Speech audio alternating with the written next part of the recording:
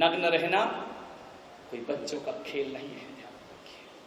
दिन भर एक से एक रूप से स्त्रियां आती हैं, हजार आकर्षण दिखते हैं, लेकिन हजार आकर्षण के बीच भी जो निर्विकार और निर्वासना में जीता है वो दिगंबर सत्य हुआ करता है।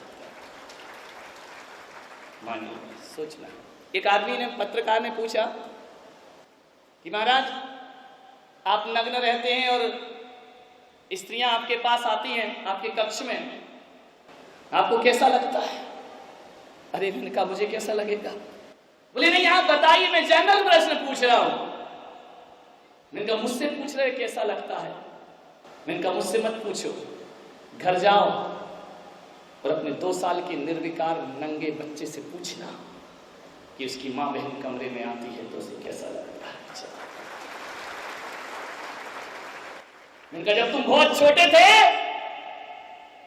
और माँ के आंचल का जब दूध पीते थे तो बोले माँ के आंचल में हाथ रखने पर तुम्हें कैसा लगता था? विचार करिए, सोचना है आपको। जब भी माताएं बहनें आती है ना तो मुझे ऐसा लगता है कि ये मेरी माँ है और मैं इनका छोटा सा बालक हूं। निर्विकार निर्वासना में फैशन और व्यसन से बचिए, ये देश के लिए बहुत बड़ा खतरा है। युवा पीढ़ी फैशन और व्यसन में जा रही है। पहले लोग मेरे पास आते थे तो जेब से बादाम गिरती थी, सुपारी गिरती थी, अक्षत गिरा करता था। अब आते हैं, नमोस्तु करते हैं, माणिक चंद, विमल, लियो, बादशाह, गुरु। मैंने कहा कर दिया खाना गुरु को ही शुरू, अब क्या होगा तुम्हारा? गोल्ड मोहर। वाह रे आदमी, ये गिरता है आदमी के जेब से। ये चरित्र है हमारा। विचार करिए, गुटखा खा रहे हैं, शराब पी रहे हैं, सिगरेट पी रहे हैं। ध्यान रखिए मान्यवर, यदि बच्चे हमारे गलत काम ना करें उससे पहले बड़ों को अपने दर्पण में मुंह देखना चाहिए। यदि एक बाप ही पान मसाला खाएगा, एक बाप ही गुटखा खाएगा, एक बाप ही बच्चे से सिगरेट मंगाएगा, तो बताइए किस हैसियत से वो बच्चों को मना कर सकता है कि बेटा सिगरेट मत पीना, बेटा मसाला मत खाना। अरे युवा पीढ़ी को सुधारने से पहले हमारी प्रौढ़ पीढ़ी को अपना जीवन बदलना होगा। हमारे बुजुर्गों को, तुम तंबाकू खा रहे हो, तुम पान मसाला खा रहे हो और बच्चों से कह रहे हैं कि आप ऐसा मत करिए, आपकी बातों का कोई प्रभाव नहीं पड़ेगा। मान्यवर, एक माँ बाप अपनी औलाद को जिंदगी भर नहीं बदल पाते हैं और एक संत अपने आप के बच्चों को 1 घंटे के सत्संग में जीवन बदल के रख दिया। क्यों? क्योंकि हम जो करते हैं वही बोलते हैं। तुम केवल बोलते हो और करते नहीं हो। ध्यान रखिए, साधु जुबान से ही नहीं बोलता, साधु अपने जीवन से भी बोल करके दिखाता है। आपके बच्चे मेरा कहना मान जाते हैं। मैं कहता हूं बेटे मंदिर जाना, हाँ महाराज जाऊंगा। मैं कहता हूं बेटा सिगरेट नहीं पीना, हाँ महाराज नहीं पीऊंगा। आप जिंदगी भर का हो तो नहीं सुनेंगे। ध्यान रखें, क्यों? क्योंकि तुम्हारे ओंठों पर सिगरेट लगी है। ध्यान रखिए, आदर्श बनकर के दिखाइए। नशा मौत है, आजाद की मौत है, कल परिवार की मौत है, एक दिन समाज की मौत है। और नशा यदि बढ़ते गया तो पूरे राष्ट्र की मौत है, और भी बढ़ा तो नशा पूरे विश्व की मौत हो जाया करता है। नशे में डूबती हुई ये युवा पीढ़ी समय से पहले सामूहिक आत्महत्या के दौर से गुजर रही है। ये आत्महत्या के अंधे कुएं में छलांग लगाएगी। मान्यवर ध्यान रखिए, क्या करेंगे आप? सरकार भी ऐसी दोहरी नीति जीती है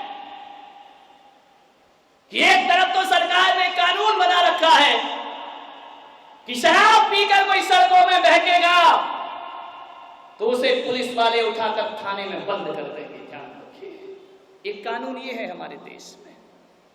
और दूसरी तरफ यही अंधी सरकार शराब की लाइसेंस देती है, शराब के ठेके देती है।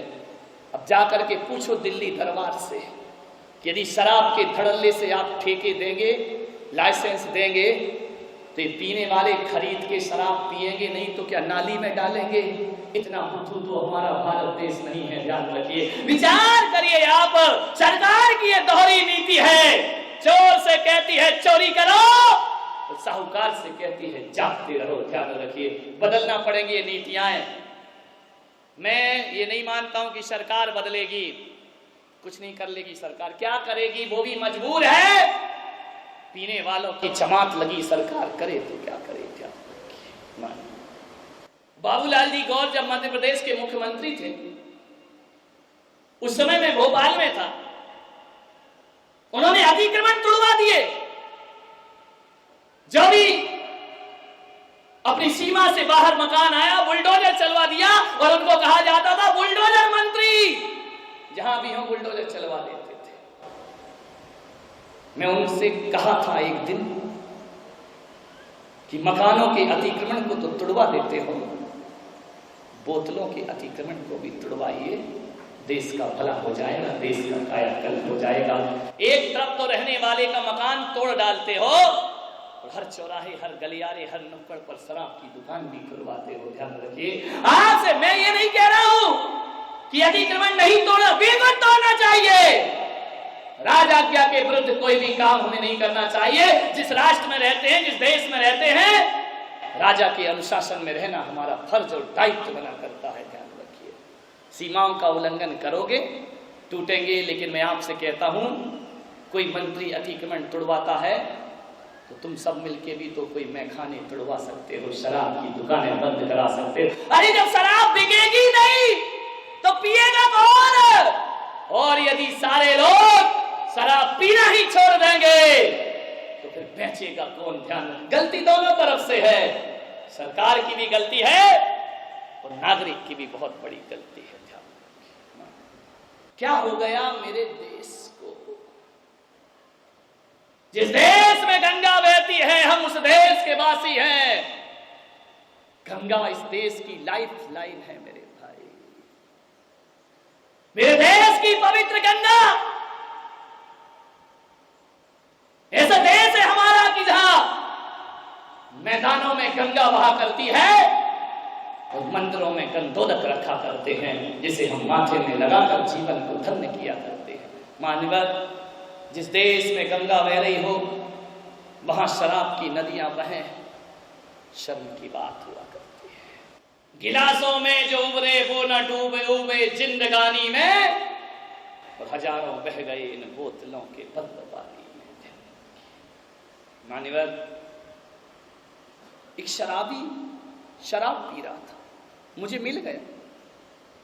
मैंने कहा शराब क्यों पीते हो? मालूम है उसने क्या बोला? मुझे पीने का शौक नहीं। शर्माओ मत, आता है, ध्यान रखिए। पीता हूं गम भुलाने को। मैंने कहा पागल, एक बात बता, शराब पीने से तू गम भूल जाता है? बोले हाँ महाराज, जितनी देर नशा रहता है उतनी देर तो भूल ही जाता हूं। मैंने कहा पागल, तू तो थोड़ी देर को अपना गम भूल जाता है, मगर याद रख, जिंदगी भर को तेरा परिवार गम में डूब जाता है। ध्यान रखिए, अपने थोड़े से गम को भुलाने के लिए पूरे समाज को, पूरे परिवार को गम में डुबो देना, इनका ये कोई नीति की बात नहीं हुआ करती है, ये कोई न्याय की बात नहीं है, ये अन्याय है। हम क्षणिक शौक के लिए पूरे परिवार को तबाह करते हैं। मैंने कहा एक काम कर, गम भुलाना है ना, आज से गाना गाना बंद कर दे कि पीता हूं गम भुलाने को। शराब पीने से गम नहीं भूलेगा, लेकिन मैं कहूंगा गंगा में नहा ले, गंधोदक माथे से लगा ले। गंगा में नहाएगा तो चंगा हो जाएगा, और शराब में नहाएगा तो भिखमंगा हो जाएगा। ध्यान रखिए, तेरे खाने के भी लाले, पर गंगा में डुबकी लगा लो, गम मिट जाएंगे आपके। गंधोदक माथे पर चढ़ा लो, गम मिट जाएंगे आपके। लेकिन शराब ओंठों से लगाओगे, जिंदगी भर गम तुम्हारा पीछा नहीं। सुरा सुंदरी के शौकीन जीवन के अंत समय में कुत्ते की मौत मरा करते हैं। ध्यान रखिए, मैं आपसे कह रहा हूं, मैं बस बात आपसे कहने जा रहा हूं मेरी अपेक्षा है, मेरी भावना है कि तुम कुत्ते की मौत ना मरो। तुम जब भी मरो इस दुनिया से जाओ तो कुत्ते की मौत नहीं, एक संत की मौत दुनिया से विदा हो, तुम्हारा मानव जीवन पाना सार्थक और सफल हो जाए। लोग कहते हैं विश्व में शांति हो। क्या होता है विश्व? लोग कहते हैं राष्ट्र में शांति हो, समाज में शांति हो। किसे कहते हैं राष्ट्र, किसे कहते हैं विश्व? विश्व कोई सामान है, विश्व कोई पदार्थ है? ध्यान रखना, एक एक आदमी विश्व हुआ करता है और एक एक आदमी राष्ट्र हुआ करता है। एक एक आदमी के जीवन से यदि व्यसन निकल जाए तो ध्यान रखना, वो आदमी की शांति नहीं, वो पूरे विश्व और राष्ट्र की शांति हुआ करती है। हम ही तो विश्व है मेरे भाई, हम ही तो संसार है मेरे भाई, हमसे ही तो विश्व बना है, हमसे ही तो दुनिया बनी है। और किस विश्व की शांति चाहते हो? अपने मन में शांति पैदा करो। जो अपने मन में शांति पैदा करके अपने मन को पवित्र कर लेता है, उस राष्ट्र और विश्व को पवित्र होने में ज्यादा देर। अपने आप को देखो मान्यवर, शराब पूरे परिवार को तबाह करती है, पीता एक है, दुर्दशा पूरे परिवार की होती है। एक आदमी को मैं जानता हूं, मैं एक बार जेल गया, एक दिन के लिए प्रवचन करने, और कुछ मत लगाओ अर्थ कि मैंने कोई कांड किया इसलिए जेल गया। हर शहर में जाता हूं, प्रवचन करने गया, उपदेश देने गया। मेरे प्रवचन के बाद मैंने क्या देखा कि एक कैदी एक पेड़ के नीचे बैठा आंसू लुढ़का रहा है। मेरा वहां से गुजरना हुआ, मेरी निगाहें पड़ी उस पर, मैंने जाकर उसके सिर पे हाथ रखा। मैंने कहा मेरे भाई रोते क्यों? बोले महाराज मैं इसलिए रो रहा हूं कि 8 दिन बाद मेरी सजा पूरी हो रही है। 20 साल की सजा गुजार ली मैंने, अब मैं बाहर निकल रहा हूं, इसलिए मेरी आंख से आंसू आ रहे हैं। मैंने कहा पागल, बाहर निकलते समय तो हर कैदी खुश होता है, पिंजरे से बाहर आता है, पक्षी आनंद में डूबता है। उसने मेरे पैर पकड़े, आंसुओं से पैर धो दिए कि महाराज चाहे कुछ भी करो, जेलर साहब से बोलकर मेरी सजा माफ मत करवाओ, मेरी सजा पूरी मत करवाओ। जितने दिन भी मैं जीना चाहता हूं इसी जेल के भीतर जीना चाहता हूं। मैंने कहा अजीब आदमी है। अधीक्षक साहब मेरे साथ चल रहे थे, मैंने कहा ये कैसा अजीब कैदी है, ये कहता है मुझे बाहर नहीं जाना है, मुझे यही रहना है, और मेरी सजा पूरे होते ही जेलर साहब मुझे जेल से बाहर कर देंगे। मैं बाहर नहीं जाना चाहता महाराज। मैंने कहा वजह क्या है? जेलर ने कहा कि वो टूटा हुआ आदमी है महाराज, ये बाहर की दुनिया में प्रवेश नहीं करना चाहता है। मैंने उसके जख्मों पर मलहम लगाने का प्रयास किया। मैंने कहा बता भाई तुझे क्या तकलीफ है, एक बात तो बता दे, क्या वजह थी जो तू इस जेल के भीतर अपनी जिंदगी गुजार रहा है? ये 20 साल गुजार दिए तूने। बोले महाराज मेरा भी एक परिवार था, एक बहुत अच्छी पत्नी थी, मेरे बच्चे थे, लेकिन महाराज ऐसे लोगों की संगति में मैं पड़ गया कि ऐसे चंद लोगों ने मेरा पूरा परिवार तहस नहस कर दिया। ऐसे लोग इस समाज में हैं जो मुझे गलत राह पर ले गए। मैं कभी शराब नहीं पीता था, उन्होंने मुझे शराब पीना सिखा दी। महाराज ऐसी लत लगी, ऐसी लत लगी कि जैसे जैसे मैं शराब के घूंट पीता वैसे वैसे मेरी पत्नी आंखों से आंसू की धारा बहाती, मेरे बच्चे रोते मेरे माँ बाप का सिर शर्मिंदगी से झुक जाता कि तू ये क्या करने लगा, इतना अच्छा हमारा लड़का। रोज रोती मेरी पत्नी, और धीरे धीरे उस पत्नी मजबूर पड़ी। अब वो आंसू नहीं बहाती, अब मुझसे संघर्ष करती, मुझसे विरोध करती। 1 साल हुआ, 2 साल हुआ, आए दिन झगड़ा होता, घर में कलह होती। पत्नी ने कहा मैं सुसाइड कर लूंगी, लेकिन तुम शराबी के साथ अपनी जिंदगी नहीं गुजार सकती है। लेकिन जब जब मेरी पत्नी ने आत्महत्या की और कदम बढ़ाया, मेरे 2 छोटे छोटे बच्चों को देखकर वो लाचार रुक जाती थी कि बाप शराब पीता है और मैं भी ना रहूंगी, क्या होगा इस औलाद का। बड़ी मजबूर है ये नारी, अबला तेरी यही कहानी, आंचल में है दूध और आंखों में पानी, अबला तेरी यही कहानी। बहुत परेशान हो गई मेरी पत्नी। मेरी पत्नी ने कहा कि देखो, तुम्हें शराब पीना है तो बाहर जाकर पी लो, घर के अंदर शराब मत लाओ, बच्चों पर क्या असर पड़ेगा, ये बच्चे क्या सीखेंगे। मैंने कहना ना माना।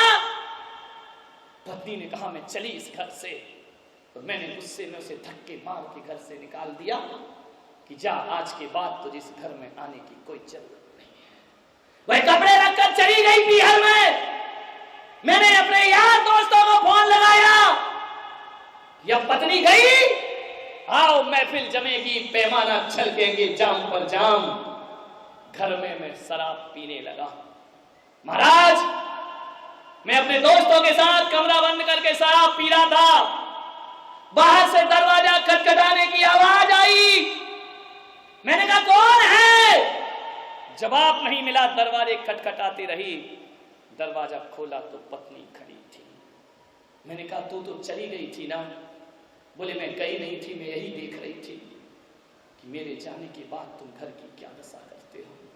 जिस घर को मैं मंदिर मान करके पूजती हूँ, जो घर मेरे अरमानों का सपना है, जो घर मेरे जीवन का सबसे बड़ा पवित्र स्थान है, सच कहती हूं मैंने इस घर को मंदिर से ज्यादा पवित्र बनाने का प्रयास किया है।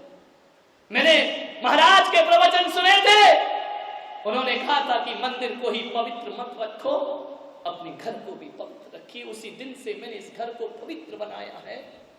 लेकिन आज तुमने सब यार दोस्तों को बुलाकर शराब पीकर मेरी पवित्रता को दाग कर दिया है। पति ने कहा चल भाग यहां से, आई क्या तू यहां लौट कर। पत्नी को क्रोध आया, अंदर गई, तो जाकर के मेरी पत्नी ने मेरे दोस्तों की बेइज्जती की कि किसी का घर उजाड़ते तुम्हें शर्म नहीं आती है? किसी की पत्नी के ना रहते हुए उसके घरों में ऐसे काम करते हो? निकल जाओ इस घर से बाहर, ये घर मेरा है, मैं इसे संवारती हूं, इसी वक्त इस घर से निकल जाइए। और मेरे दोस्तों का अपमान क्या हुआ, मैं ऑफिस से बाहर ना रहा और मैंने एक राड उठाकर लोहे की पत्नी के सिर पर दे मारी। पत्नी चीखी, बेहोश हुई, खून की धार लगी और मेरे सामने देखते देखते मेरी पत्नी ने प्राणों का त्याग कर दिया। महाराज, एक शराब ने मेरा जीवन बर्बाद कर दिया, एक शराब ने मेरे घर को नाश कर दिया। मेरे बच्चे चीखते रहे, बिलखते रहे, क्रोध में मुझे नशे में कुछ ना दिखा, मैंने बच्चों को उठा के फेंक दिया। पत्नी का संस्कार हुआ, पुलिस आई, हथकड़ी डालकर मुझे ले गई। हत्या के आरोप में बच्चों को अनाथ आश्रम में डाल दिया गया। सोचिए मान्यवर, एक बोतल का थोड़ा सा शौक एक नशे ने कैसा हंसता खेलता घर उजाड़ के रख दिया। तो मैंने कहा अब तुम बच्चे बड़े हो गए होंगे, 20 साल के, कभी मिलने आते हैं? और एक बार भी मिलने नहीं आए मुझसे। अब तो थोड़ा काम करने लगे हैं, नौकरी करने लगे हैं। मैंने उन बच्चों को एक संदेश भेजा कि मेरे बच्चों मुझे माफ करो, मेरी सजा पूर्ण हो गई, अब मैं अपना जीवन सुधार कर तुम्हारे पास आ रहा हूं। दुख तो इस बात का है महाराज कि जिसके हाथ संदेश भेजा उसके हाथ बच्चों ने कहलवाया कि हम ऐसे बाप के बेटे कहलाना नहीं चाहते हैं, जिसने हमारी माँ की हत्या अपने हाथों से की है। जा हमारे बाप से कहना कि हम बिना बाप के औलाद रहेंगे, हम अपनी दम पर अच्छे बने हैं, हम हत्यारे बाप की औलाद कहलाना पसंद नहीं करते हैं। और कह देना कि हम तुम्हें देखना भी पसंद नहीं करते हैं, आपको कोई जरूरत नहीं है हमारे घर में पैर रखने की। ऐसे कुल खाती बाप का हम करेंगे क्या? और जब बाप की जरूरत थी तब बाप जेल चला गया, और जब हम 20 साल के हो गए तब ये बाप को याद आया कि मेरी औलाद है। अरे ऐसे निकम्मे बापों से हमें कोई मतलब नहीं है, ध्यान रखिए। मान्यवर, यदि आप शराब पीते हैं, नशा करते हैं, ये घटना आपके घर कभी भी घट सकती है, ध्यान रखिए। इसे एक कोरी किस्से कहानी मत समझो। उसने कहा महाराज अब मैं बाहर निकल के क्या करूंगा, 20 साल से निकम्मा बैठा हूं। औलाद ने कहा हम तुम्हारा मुंह भी देखना पसंद नहीं करेंगे, एक कृपा करा दो महाराज, मेरी सजा बढ़वा दो। और सजा नहीं बढ़ती है, अब तो जीने की तमन्ना ही खत्म हो गई है। बाहर जाके करूंगा क्या, किसके घर जाऊंगा, कौन मुझे इज्जत देगा, कौन इस हत्यारे को अपने घर में रखेगा।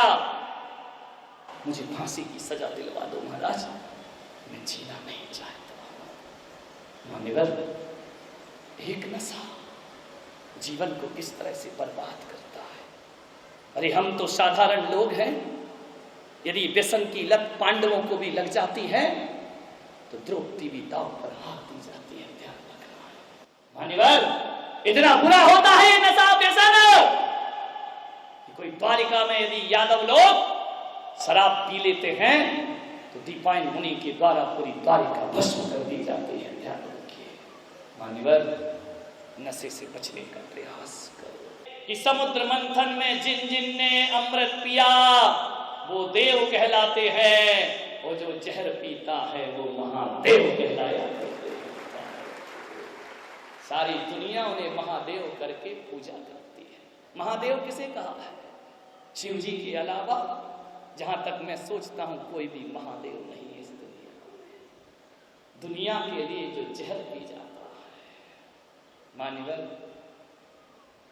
महादेव बनने के लिए बहुत जहर के घूंट पीना पड़ेंगे, लेकिन मैं आपसे कहता हूं कि जहर के घूंट पीना पड़े तो पी लेना, लेकिन नशे का घूंट पीना पड़े तो जिंदगी में उसमें कभी हाथ मत लगाना। ये शराब, ये व्यसन, बालिकाओं की जिंदगी बर्बाद हो रही है फैशन के कारण, और युवा की जिंदगी बर्बाद हो रही है व्यसन के कारण, ध्यान रखिए। ये फैशन और व्यसन दुनिया के बहुत बड़े अपराधों को जन्म देने के तरीके हैं।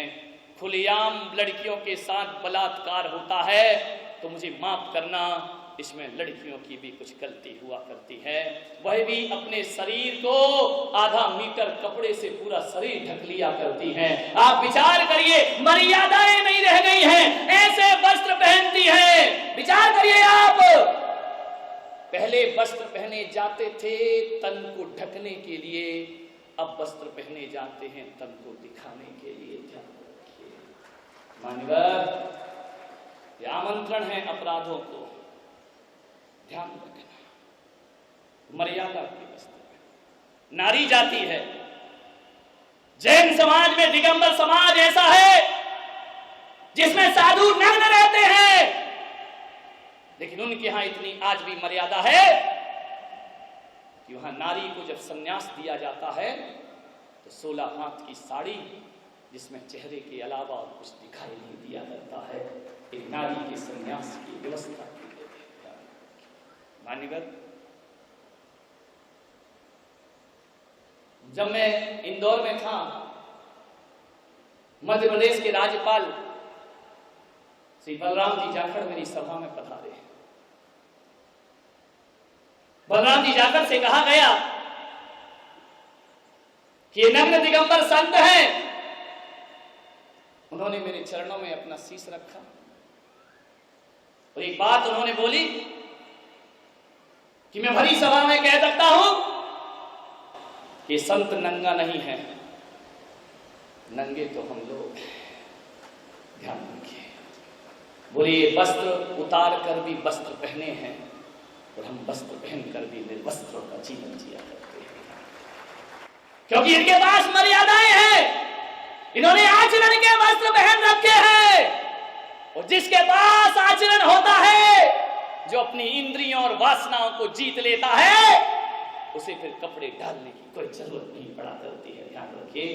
और हम लोग, वासना हमारे इस ऊपर हावी है, इसलिए हम जैसे ग्रस्तों को वस्त्रों से वासना को ढकना पड़ता है। एक बात याद रखो, जो कपड़े दरवाजे बंद करके उतारे जाते हैं वो वासना कहलाते हैं, और जो भरी समाज में उतारे जाते हैं वो साधना कहलाया करते हैं। पूजा के पात्र